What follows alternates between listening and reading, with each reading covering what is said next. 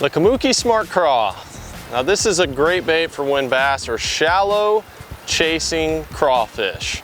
Happens a lot, especially in the spring. You get on some rocky lakes in the fall. Smallmouth are notorious for chasing around crawfish, so this is going to be a great bait for that. Now the really unique thing about this bait that I've never really seen before is all the weight is on the outside of the bait. It's a hard bait, but all the weight's down here and it acts as a keel. So you think of a lipless crankbait, it's got weights kind of scattered throughout, a lot in the head, it points down, but you can't fish it in a start and stop retrieve nearly as good as this design right here.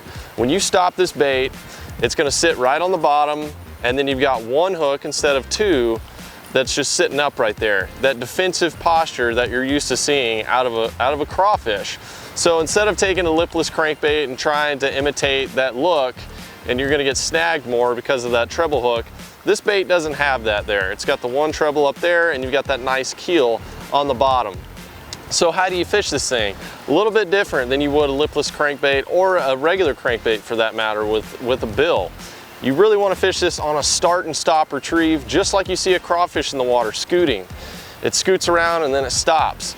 And this thing will just kind of pop off the bottom, and then when you stop it, it plops down and it sits straight up. Now that's the really good thing about this bait. Defensive posture always gets bass to bite when they're chasing around crawfish. They're used to seeing that.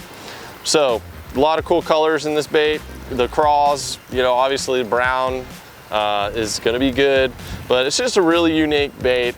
You wanna fish this on a little bit more forgiving rod, a medium action rod per se, 7 foot medium, and you know the gear retrieve just depends on the water temperatures.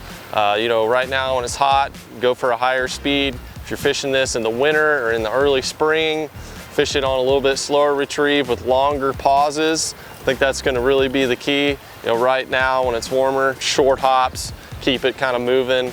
And then when it's colder, go with those longer pauses. But just a really unique bait. If you're wanting a little bit of variation from fishing a red lipless crankbait, or going for a traditional crankbait that's got a lip on it, this is a good alternative right here, and I think smallmouth are going to absolutely crush this thing.